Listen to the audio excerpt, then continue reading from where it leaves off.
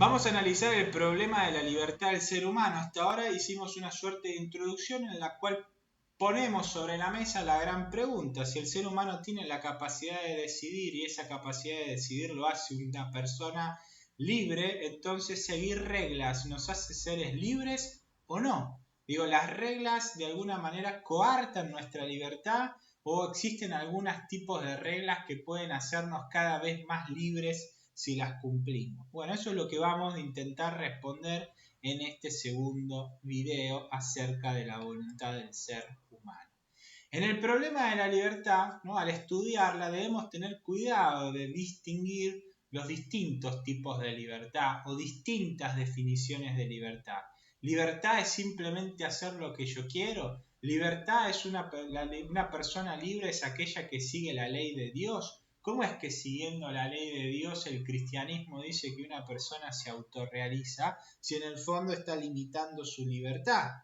O parecería, al menos desde un pensamiento vulgar, sin profundizar demasiado, que quizás la ley de Dios podría estar de alguna manera coartando o poniendo en un límite a la libertad del ser humano. ¿Acaso crecemos cuando nuestra libertad de alguna manera también encuentra límites? Bueno, todas las preguntas que se inmiscuyen en el gran tema del problema de la libertad.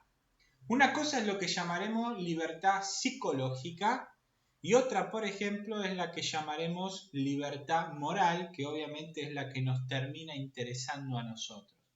Cuando hablamos de la conciencia, decimos que una cosa es hablar de la conciencia psicológica, ¿no?, esta percepción del entorno, la percepción de uno mismo, etc. Y otra muy distinta decíamos que es hablar de la conciencia moral. Bueno, acá sucede exactamente lo mismo cuando hablamos de libertad.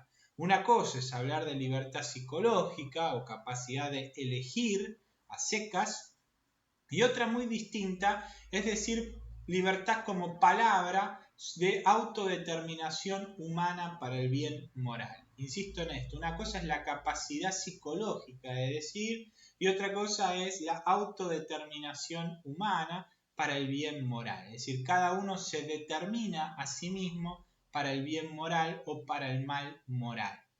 Ambas concepciones de libertad indican la capacidad de autodeterminación de la persona con respecto a algo, es decir, la capacidad de elegir hacerlo o no hacerlo, de quererlo o no quererlo.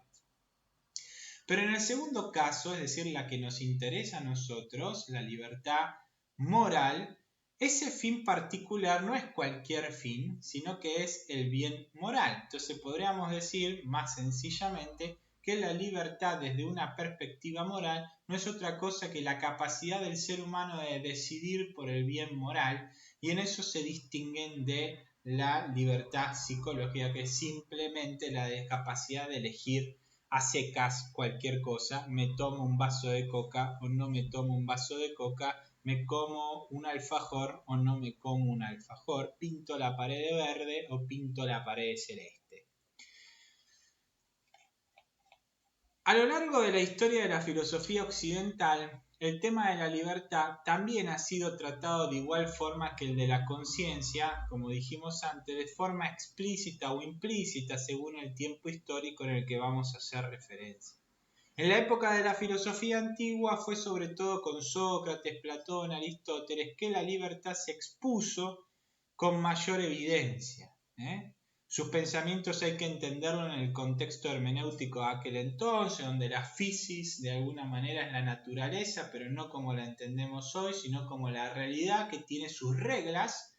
Esas reglas son las que, si las seguimos, de alguna manera el ser humano encuentra su plenitud. Si no seguimos sus reglas, el ser humano se autodestruye, si bien, se autodeshumaniza y se niega a sí mismo, entra en una suerte de absurdo, porque ¿por qué el ser humano se negaría a sí mismo, ¿no? Entonces, como siempre decimos, para los griegos de aquellos años, el orden de lo real precedía al orden del conocer, es decir, al orden de la verdad, y este sucesivamente al orden del obrar o del bien. Para los griegos, todo ente en la physis, ser humano, roca, árbol, perro, tiene una finalidad inherente a la que necesariamente debía dirigirse por naturaleza. una suerte de tendencia natural, si quieren, según el propio orden que establece su propia forma u esencia. Recuerden que esencia, para el pensamiento aristotélico, es aquello que hace ser que algo sea lo que es y no otra cosa. Es decir, el perro tiene esencia perro y por lo tanto es la esencia perro la que hace que un perro sea un perro. En el caso del ser humano, su esencia es el alma humana, es aquella esencia que hace que el ser humano sea un ser humano en Aristóteles y no un caballo. Esas esencias tienen de alguna manera, tienen como un camino de perfección. El ser humano, por ser humano, alcanza su plenitud de una manera distinta a como un perro, un caballo, un árbol alcanzan su plenitud. Y por lo tanto decimos o decían los griegos que de alguna manera la esencia estaba estableciendo las bases o el camino necesario para que ese ente, el ser humano, el perro, el caballo, alcancen su plenitud. Entonces estamos hablando como que de alguna manera la esencia pone el camino necesario para que el ser humano alcance su plenitud. Hay una sola forma en que el ser humano, como lo va a terminar diciendo Aristóteles, pueda alcanzar su plenitud. Y en Aristóteles es un ser humano alcanza su plenitud, su felicidad, la eudaimonía, si de alguna manera se transforma en una persona virtuosa y por lo tanto una persona virtuosa es la que va a ser feliz porque habrá alcanzado el bien, la eudaimonía, la felicidad. En el ser humano se da la particular de que posee inteligencia y voluntad, y eso, como dijimos, lo diferencia del resto de los entes. De las montañas, que son los seres inanimados, no sé, de una estrella, de una puerta, como de los animados, cualquier insecto, pescado o animal que queramos decir. Cada una de estas posee un camino de perfección, como lo acabo de decir. En este sentido solemos decir que la inteligencia está destinada al conocimiento de la verdad, mientras que la voluntad se destina al conocimiento y al ejercicio del bien. En definitiva, el conocimiento de la verdad y el ejercicio del bien es lo que, en el caso del ser humano, según Aristóteles, es lo que nos va a hacer plenos en totalidad. Como conclusión podemos decir que para los griegos de la edad antigua el ser humano estaba llamado a conocer la verdad y obrar conforme al bien moral, que no es otra cosa obrar conforme a las reglas de la misma realidad. De esto último surge la importancia de las virtudes como el único camino posible hacia el bien integral de la persona. El caso contrario a las virtudes, como lo habremos visto en otros casos, son los vicios. En el caso de la inteligencia es formalmente idéntico al de la voluntad, ¿no? Platón y Aristóteles nos hablaban de que las virtudes no solo pertenecían al orden del obrar humano, sino que existían virtudes dianoéticas, que son las virtudes ligadas al razonamiento. Entonces, de alguna manera podemos decir que la misma esencia del ser humano, su alma racional, de alguna manera ya le estaba estableciendo el camino por el cual puede llegar a su plenitud, lo que tiene que obrar, lo que tiene que decidir para poder ser una persona justamente plena. Y en el caso del ser humano no basta simplemente con controlar las pasiones, es decir, tener templanza, realizar actos justos, realizar actos que impliquen fortaleza frente a la adversidad, ni tampoco basta con hacer cuestiones básicas que tengan que ver con el control de las pasiones, sino que o tomar decisiones prudentes, sino que básicamente también implica, como tiene un alma racional, que tiene que desarrollar virtudes racionales. Lo que quiero mostrar es lo siguiente, que existen reglas por naturaleza y esas reglas son las que, si se cumplen, van a hacer que el ser humano sea feliz. Las reglas que va a tener como naturaleza el perro por su propia esencia, si la sigue el perro va a ser feliz. La naturaleza que tiene un insecto de alguna manera le establece determinadas funciones que tiene que cumplir y si las cumple va a alcanzar su plenitud. Más que felicidad como En el caso del ser humano, el perro y el insecto alcanzarán su plenitud. Santo Tomás de Aquino en la época medieval adaptó su teología a la base filosófica aristotélica y ofreció una síntesis de todo esto que estamos hablando entre la fe y la razón, ¿no? El recto ejercicio de la voluntad se da en la libre autodeterminación hacia el bien, en este caso hacia el proyecto divino de Dios, ¿no? Eso es algo que veremos en teología, que no es momento de verlo acá, pero sí esa ley de alguna manera que establece lo que el ser humano debe hacer para alcanzar su plenitud, se conoce en el caso de ya los estoicos y ya al principio de la época medieval, y obviamente con Santo Tomás de Aquino se instaura en el pensamiento escolástico como ley natural.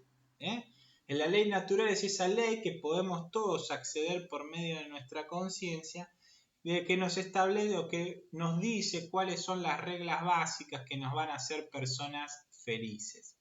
En definitiva, para Santo Tomás, la voluntad obra realmente libre cuando sigue el dictado que la conciencia le brinda con respecto a la ley natural divina.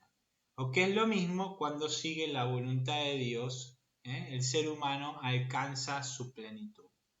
Por esa razón, para el santo no hay forma de ser plenos felices que no sea supeditando la libertad a la voluntad de Dios. Pero en el fondo la ley natural no es otra cosa que esas reglas, si quieren, que establecen nuestra propia esencia, es decir, aquello que nos hace ser humanos para ser felices, ¿no? Entonces, la libertad y la ley no encuentran un obstáculo entre sí, ninguna se niega a sí misma, dependiendo según lo que estemos hablando cuando hablamos de ley y cuando hablamos de libertad. Cuando las leyes, se sigue la ley natural, por así decirlo, la libertad sigue esa ley natural, las reglas que por naturaleza debemos seguir para ser felices, diremos entonces que estamos alcanzando nuestra plenitud. Con el desarrollo de la modernidad, el tema de la voluntad y la libertad sufrieron algunos cambios y padeció el mismo tratamiento que la conciencia, con el surgimiento del sujeto y del ego cogito con Descartes y la ontologización del sujeto, pasó a constituir el fundamento de lo real, las bases ontológicas u ontoteológicas de la realidad. Es el ser humano el que pasa a estar como base de toda la realidad. Ya no es Dios el creador, sino la conciencia del ser humano el que crea. Y en ese momento es cuando Kant difundió la idea de que la voluntad poseía una estructura formal y que para obrar bien ésta debía supeditarse a dicha estructura. Y por eso dijimos que cambiaba en la época kantiana, cuando vimos la historia de la ética, de una ética materialista a una ética formal. Ya no importa tanto la verdad moral, sino la certeza moral. Es decir, ya no importa tanto el haber alcanzado la verdad moral, porque eso no se va a poder saber nunca, sino el haber obrado en conciencia según las reglas de la propia conciencia. Entonces, si obré conscientemente, de manera consciente, luego de un buen discernimiento, buscando hacer el bien, entonces habré obrado moralmente bien. Esta situación Kant la llama imperativo categórico, la condición de posibilidad de la voluntad del ser humano, es decir, la forma en que opera nuestra voluntad cuando la voluntad opera, le llamó imperativo categórico, ¿no? Obra de tal manera que el resto como si el resto de la humanidad concibiera tu acción como la acción a llevar a cabo, ¿no? En este sentido podemos afirmar también que para Kant la libertad moral es la capacidad de un ser humano de dictaminarse o determinarse el dictado de la propia conciencia. Somos realmente libres cuando obramos según el dictado de nuestra propia conciencia y no somos libres cuando no obramos según esto último y obramos según lo que Kant llamó imperativo hipotético, ¿no? Imperativo hipotético. Y acá lo tenemos, el imperativo hipotético. Cuando en realidad guiamos nuestro obrar moral según otra regla que no es la que nos dice la formalidad de la voluntad, cuando obro según un criterio distinto a no obrar formalmente bien, por ejemplo, cuando obro para obtener algo que luego ese algo me va a dar otra cosa. En principio uno tiene que obrar formalmente bien más allá de lo material que uno pueda conseguir o las consecuencias que eso le pueda implicar en la propia vida. La moral kantiana, como siempre dijimos, es una ética del deber. El ser humano debe buscar con su obrar el dictado de su conciencia y no alcanzar un fin que le posibilite obtener alguna otra cosa, que sería la ética material, como ya les dije. Luego, con el advenimiento de la contemporaneidad, el tema de la voluntad y la libertad explotó en diversos sentidos y, por ejemplo, Nietzsche nos habló de un no fundamento de lo real y, por lo tanto, de la necesidad de tener un obrar creativo que permita la expresión máxima de la vitalidad del ser humano. Pero justamente hay que hacer reglas que permiten que el ser humano explote en su vitalidad, muestre realmente lo máximo de su especie, ¿no? Heidegger nos identificó como proyectos, es decir, como algo que está eyectado hacia adelante, no determinado y que por lo tanto tiene que ser decidido como un proyecto moral. John Stuart Mill nos habla de lo útil y lo inútil, etc., ¿no? Y hay otros que nos van a hablar de un relativismo moral donde cada uno hace lo que quiere. Entonces, ¿es posible una vida humana plena si obramos de alguna de estas maneras? Bueno, dependiendo del pensamiento que tenemos por detrás filosófico, entenderemos que nuestra voluntad debe obrar de una o de otra manera para que el ser humano alcance su plenitud. Pero sí, lo que nos queda claro es que siguiendo cualquiera de los pensadores, salvo el relativismo moral, la idea de que la voluntad libre queda supeditada o restringida por las reglas no es así, porque en el fondo seguir determinadas reglas, y esas reglas son las que nos llevan a la plenitud, entonces libertad y reglas no se oponen, sino que se complementan. Hasta acá el tema entonces del problema de la libertad, y ahora por último vamos a pasar al problema de la ley y de la moralidad. Así que nos vemos en el próximo video.